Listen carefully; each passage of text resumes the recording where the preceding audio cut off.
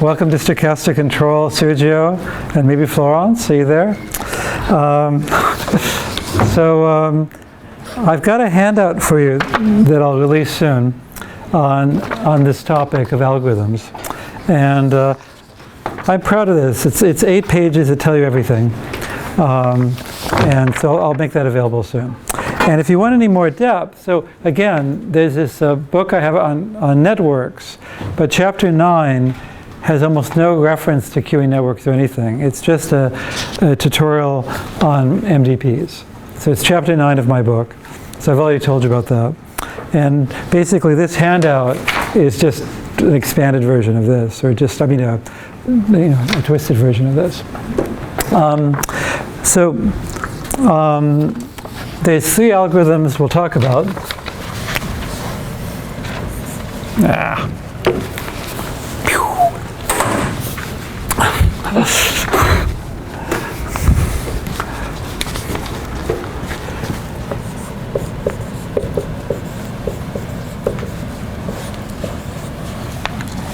So I'll explain what these are. So there's value iteration, policy iteration, and linear programming.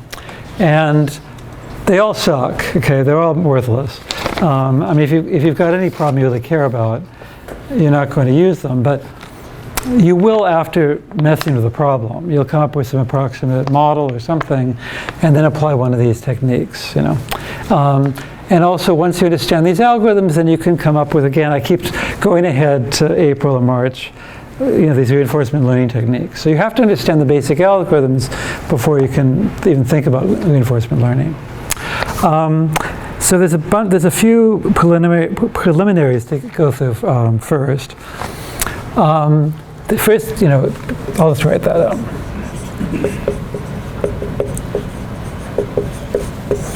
Preliminary. So first of all, we have a problem.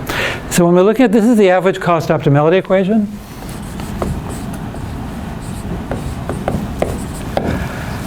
And do you all remember that it's not unique, right? Because I could take the function 8 star and add 1 to it, and then this would just be p times the vector of 1s is just 1. I have 1 on both sides, so I still get a solution. So here's a trick to make it unique, is to impose a constraint.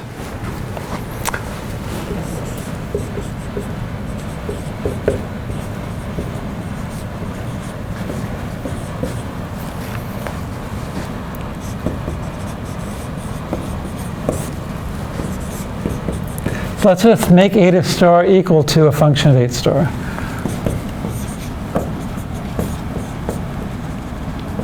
Okay, so remember our little x bullet. X bullet is just some state. Maybe it's the cheapest state in the state space, something like that. There's some target state you'd like to go to. It doesn't have to be, it's irrelevant. But once we nail down that this is given by this, then this becomes unique under very general conditions, okay? And so we want to solve then we don't have 2 variables, 8 star and 8 star. We just have 8 star. So we eliminate 8 star. That's another benefit. So we have a fixed point equation.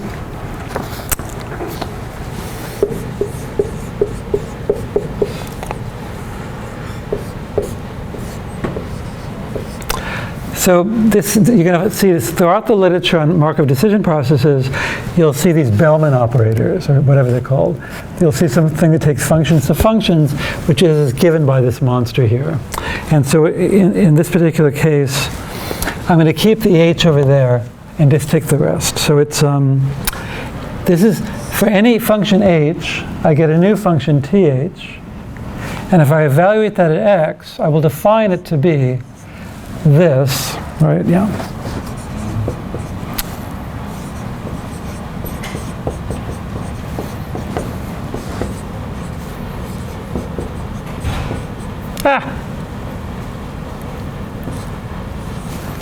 Minus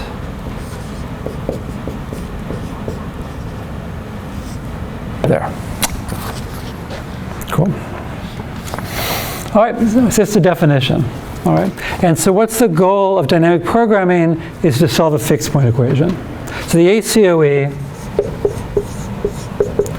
is identical to a fixed point equation, T of H star equals H star. Okay. And so fixed point equation's been mentioned before, and like if this was linear, then in the homework you saw you could change this fixed point equation into an inverse equation using that Perron-Frobenius trick. So in the homework, for linear fixed point equations like that, there's some beautiful theory to do it. But here, it's not linear. So what you can say though is this: so the properties.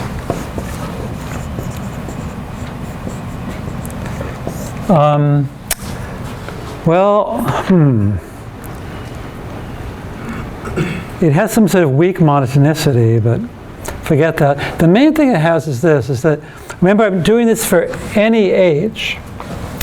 So h you're thinking of just as like a column vector, right? And for each u, that's a linear function of h. Am I clear? So evaluation is a linear function. Oh, again, I get the star. Sorry about that. It's h and h. This is not a function of h star. It's a function of h. We're trying to solve that equation. So evaluation is a linear function of h. Matrix multiplication is a linear function of h. So for each u, that's a linear function of h. I'm going to keep x fixed, right? And the minimum of linear functions is concave.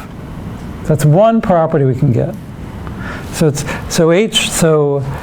T h at x is concave in h.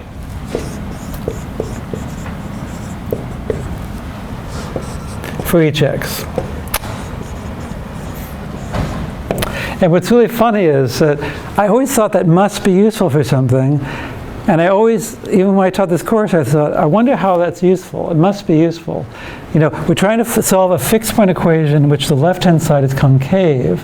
Is that property useful? Well, it never comes up. So monotonicity, things like that is important. Contractivity properties, but not concavity. And only since I came to Florida and worked with Shuhong there and Aditya that we found it's a really valuable fact. So analysis, actually of RL. So this turns out to be useful.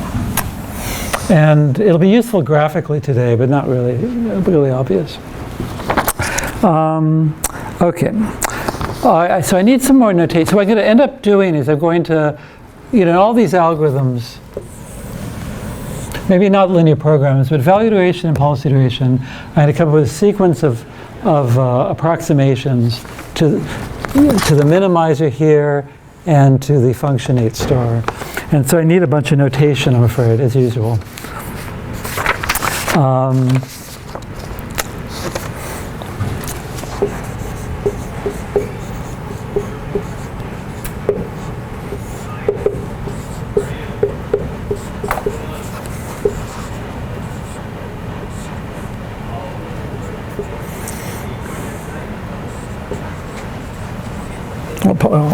I'll use the standard language. Is there a one-line explanation of how you are using concave? Because like contraction I can see. Yeah. Nope. It's so deep. Can you imagine trying to explain that? Oh my God. Contraction is very clear here. It's so not obvious how we use it, but it's so crucial to our work. Yeah, in RL, like the Zapq learning stuff, which we'll talk about. But God, it turned out to be crucial. It was really funny. Yeah. Okay, so remember, I use phi for a stationary policy. So ut equals phi of xt.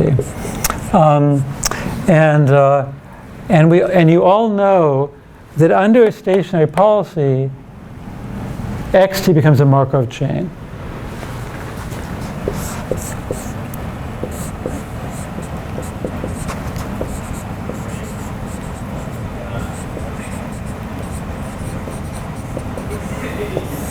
Okay, so I sent out a handout about the exam. It's available now, so you can get information about the exam. I say that there's nothing except stuff on Markov chains, but you sure should be able to see that. that if you have a controlled transition matrix and somebody tells you that U is a function of X, you get a Markov chain. So can you all write down what the transition matrix is?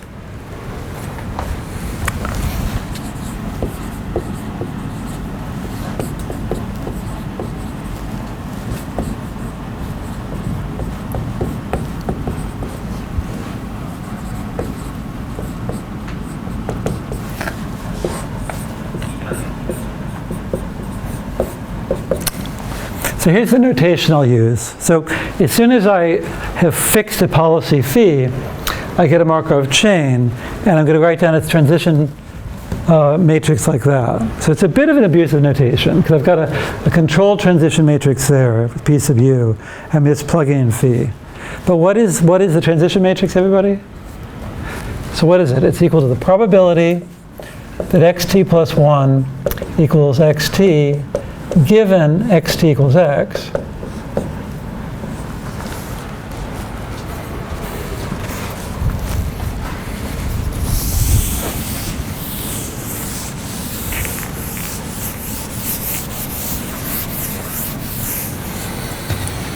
So what is that, everybody? Anybody? I mean, why? I love it. That'd be funny. That'd be a whole new twist. So we want to shout it out. So anyway, let's just keep going.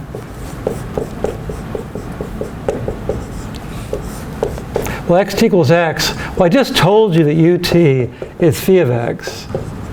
And this is what I mean. You just have to know the definition of a controlled transition matrix.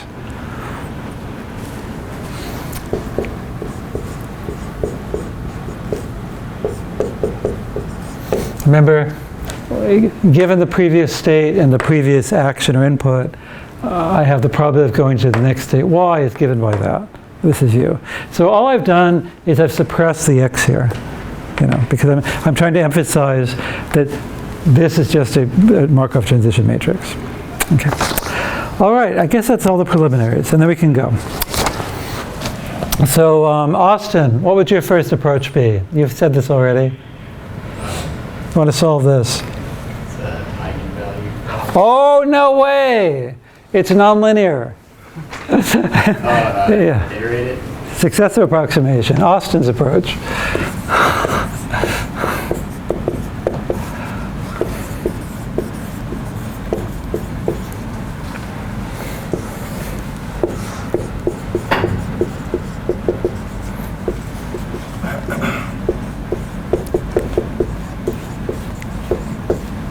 So I'm not picking on Austin or glorifying Austin. I'm just, you mentioned this in another context a few weeks ago.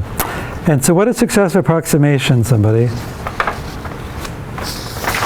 Start with H and use the mapping and keep going. All right, so hn plus 1. So we're trying to solve this equals this. So you just write down that equals that.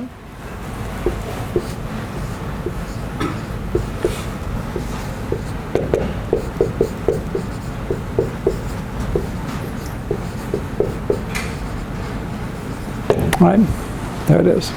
And let's figure out what this means. So that's the first thing you do if you see a fixed point equation. You say, well, I'll try successive approximation. And this can blow up exponentially geometrically fast, or it can converge geometrically fast, or it can get stuck. But here it does work.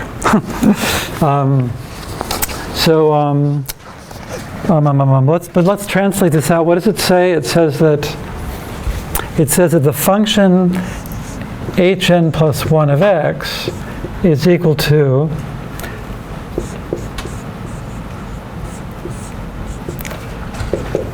again, if I value this at x, then I take this mapping and I value it at x, and I wrote down the formula there.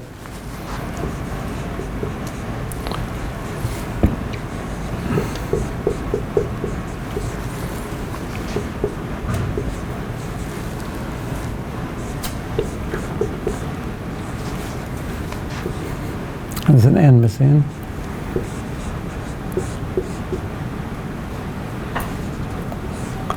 And there it is. So basically, at stage n plus 1 of the algorithm, you already have your hn, and then for each x, you have to perform a minimum over u of this quantity and subtract off this quantity. All right? So you can code that up and run it, it'll work. As long as, I mean, under really minimal conditions. Does that assume that you get a minimum? So like. Oh yeah, I'm the finite. Oh, I mean, I don't know. Let's assume it's. Let's assume finite state space and action space. But theoretically, I mean, I've written papers on this. You can write down this thing even though you can't implement it for general state spaces, and under the assumption that this is, for example, this might be continuous and coercive, so there's always a minimum. So under really mild conditions, you can still prove convergence. You know. But you would have to achieve the minimum in order to. Yeah, absolutely. Yeah, so yeah. If T was slope shifts or contractive, in order to actually show that it's going to work, you would actually. No, but the minimum of a U, no, we might be talking about different things. I mean, U is just a finite number of actions typically. We're talking about finite, you'd have to be really in a weird space where there's no minimum. Well, no, what I'm saying is like, what if it was really hard to compute? Oh, you're talking about approximation. Yeah, so the theory is, what if it's not exact successive approximation? How robust is it? Well, the fact is that since this converges geometrically quickly, you can expect some robustness. You know, for finite state and action space, you know, you'll get geometric convergence. I mean, under general conditions. I'm not going to give them all. I mean, that's the trouble, is that to give any theory, you saw how hard the Markov theory was. The optimal control is just much worse because it's nonlinear. You know, so you use the same concepts. So once you've learned all that Markov theory, you can learn the theory here really fast. But I'm not going to get into it. Yeah,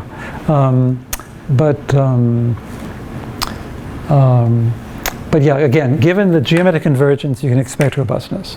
So if you had an epsilon error here, you could expect that you'd stay in a ball of epsilon around the optimal. Yeah, yeah. But that's not an algorithm you'll find in the literature, but it leads to value iteration.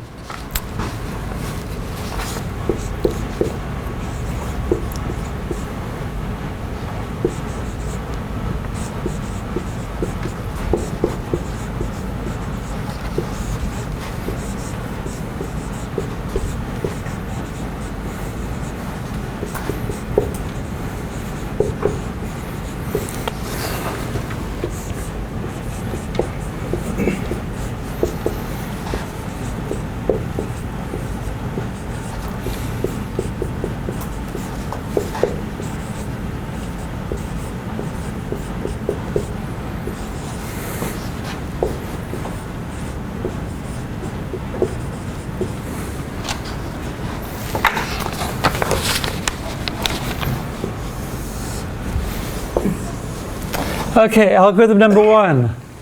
I know a lot of you are hungry for algorithms. There's an algorithm. You can code that up tonight and try it out. And we mentioned this before, right? Without the minimum, we saw this before in studying Markov chains. You know? And remember we had a representation for each n. You know?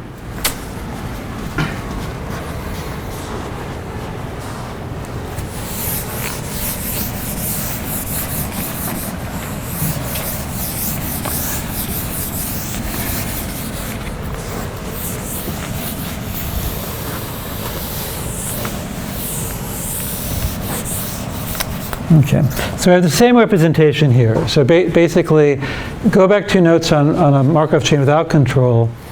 You find that Vn of x is just equal to the minimum over all u0 up to un minus 1 of the same sort of total cost.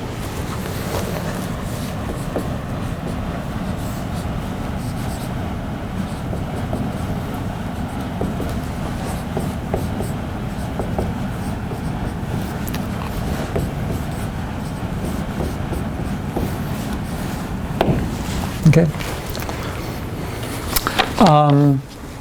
And so every time n, you're solving a finite horizon problem. All right. So there's a representation which you prove it by induction.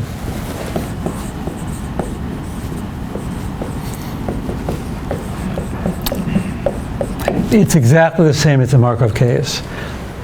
Right? I'm not going to do it. It's completely the same. You just, absolutely the same. And we also can show that hn of x, and if you subtract off its the bullet guy,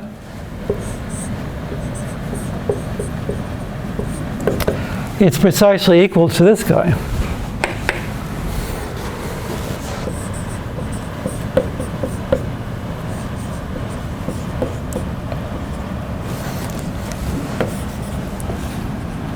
Both of them you can prove by induction.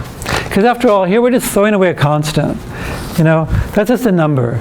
I threw it away, I threw it away, I threw it away, I threw it away. So basically, the difference between this and this is just that there's a bunch of numbers that were subtracted here, I didn't bother here.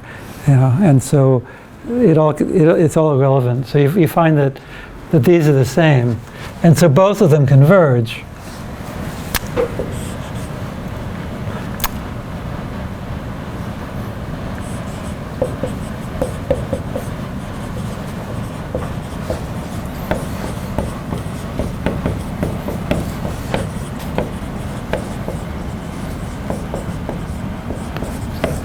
Okay, let me just again, if you want the assumptions, they're really mild. They're sort of like the irreducibility assumptions for Markov chains. The style of assumptions is from two states x and y.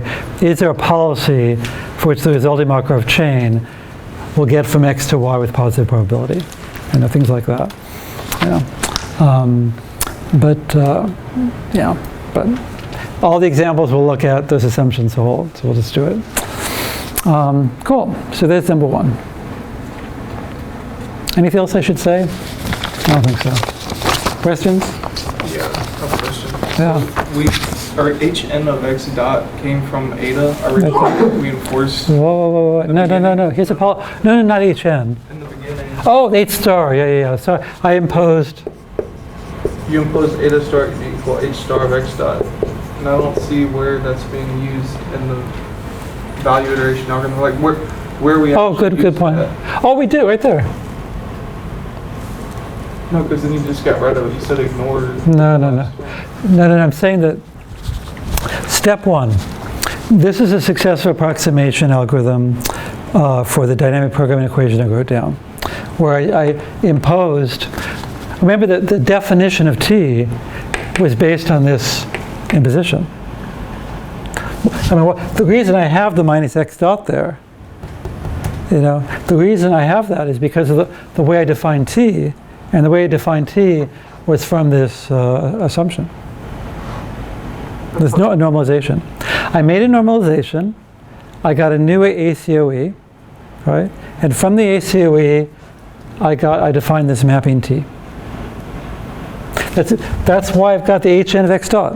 I know, but then you go here and you're like, No. So step one, successive approximation converges under conditions to the right thing.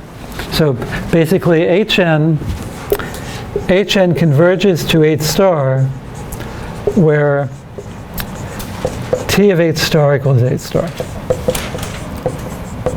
And there it is. So the last term does matter. That's what you mean.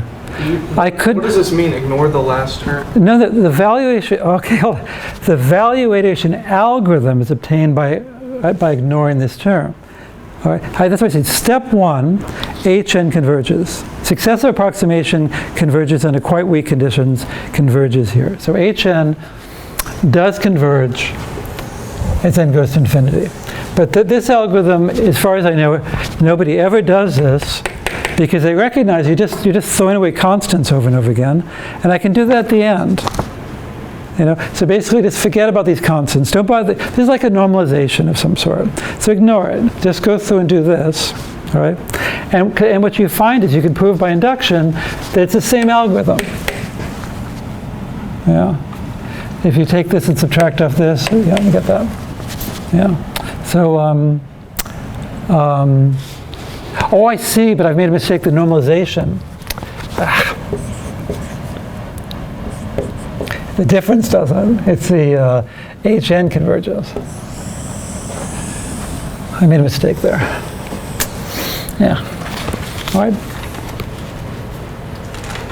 But in value iteration, they're not obsessing over this fixed point equation. You know, this is just a constant. I couldn't care less about constants. You know, so I'm going to take Vn of x and subtract off some constant, and that difference will converge to a solution of Poisson's equation. And you don't care. I mean, to the DP equations. You don't care about the constant because the solution is not unique. Yeah, I don't care about the function itself. I care about the policy. Exactly. Yeah. Okay. Yeah, that's cool. But this was my starting point. I want to get rid of this extraneous constant, and at the same time make H star unique. And so that's how I get this this mapping. All right. So not Austin. Who wants to give me another approach for solving fixed point equations? Something you've seen before, or finding zeros. You see a fixed point equation. If I put a minus sign there and make it equal to 0. Root finding problems, fixed point equality problems are the same thing. Anybody remember? You must have seen a root finding problem in your life, right? Yes. And what did you use? Gradient descent. All right, gradient descent. That's a good one. I forgot your name. My name is Bo. Bo, that's right. Oh, which gradient descent? I love it. No, we can't do it.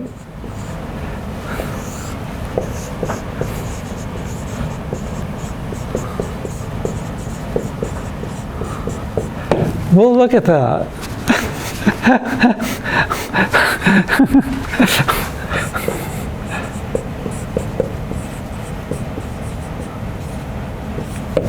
Okay, cool. So that's definitely something to think about. Can you take the gradient Yeah, we're about to do it. of t, so it's with respect to the function? Well, that's one reason. All right, there's a reason why concavity is useful, because if you have a concave function, there's always a subgradient. Okay. You know, and that's really, really valuable in all this. So gradient descent is something you could do. All right, that's great. Oh, that's fun. Nobody's ever said that before. Okay. Anybody else? Besides gradient descent, which yeah.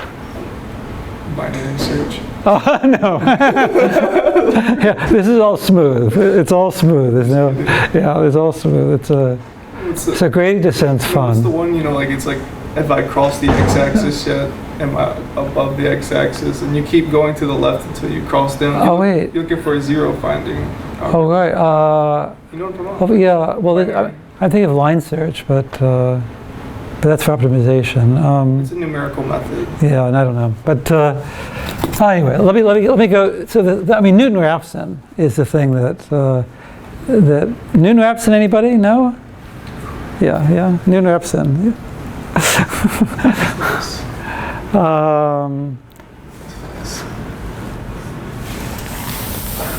Yeah, so Newton-Raphson. Yeah, I mean, we'll see. It's blindingly fast. I mean, it's crazy how fast it is in terms of theory and all that. Well, we'll get to that. Let's do the commentary afterwards.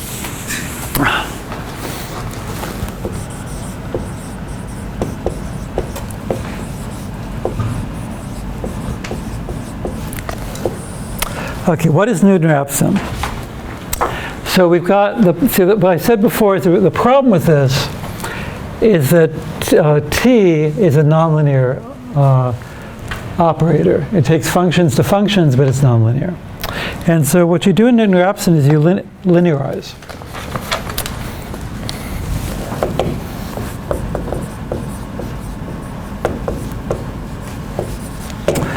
So you basically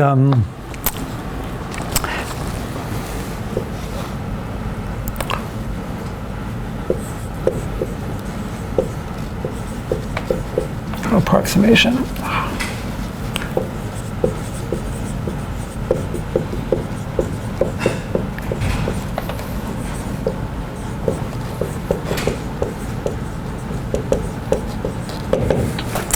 So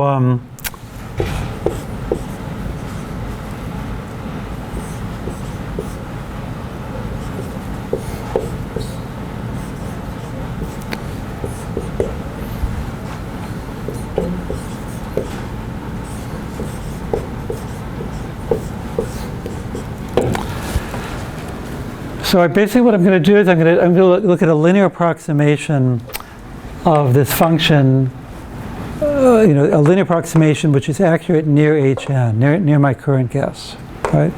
And so this a here would be a gradient of t at hn.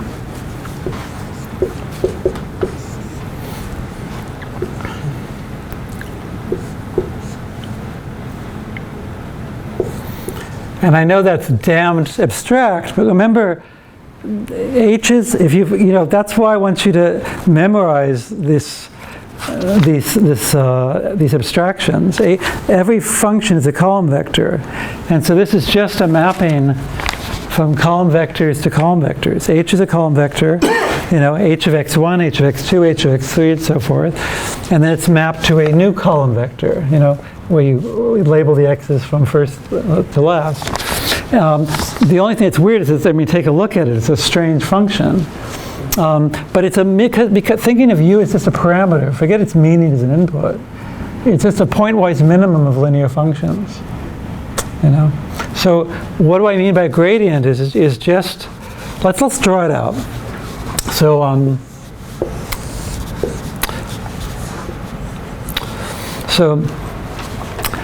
when I said it was concave for each x, this is a concave function of h. So you've got to, I know h is a vector, but let's just look at h and take hn and map out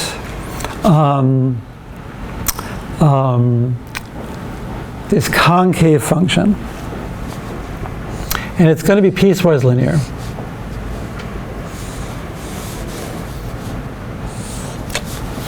And what is this? So this is, this is my function t of hn, t of h. Now, again, this is, maybe I could just,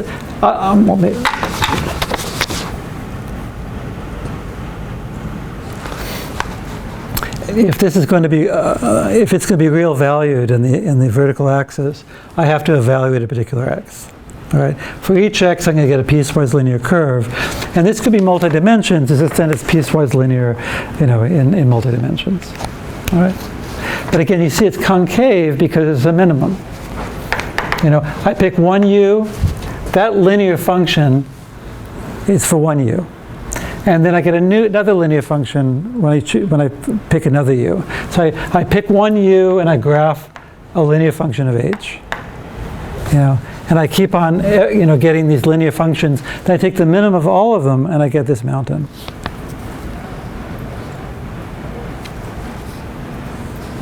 So here's a case where concavity is obvious. It's just I thought there was more to it than this. Yeah. So what's the gradient, everybody?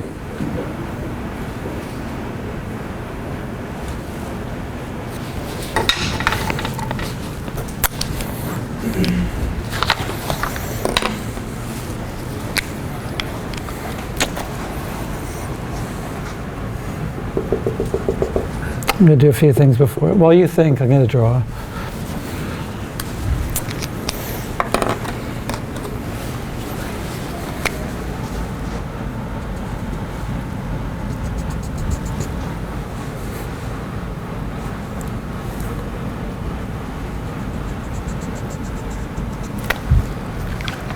What am I drawing here? What's this line? Make sure you're with me. Your tangent lines. It's tangent lines, but it's this linear function of h with a fixed u. So this, let's write it down. This is c of x, comma, u12 plus pu12, u equals 12. I mean U12, this, I'm numbering all the inputs, times h minus h of x dot. There we go. Now, why is U12 uninteresting? Because we're looking locally around Hn, and we see that U12 was not the minimizer here. At the value Hn, this linear function is way bigger than here. So that's the same as saying it did not achieve the minimum.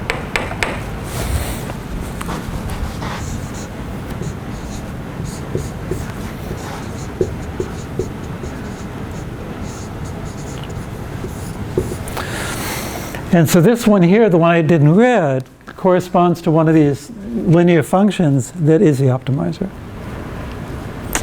So that's that.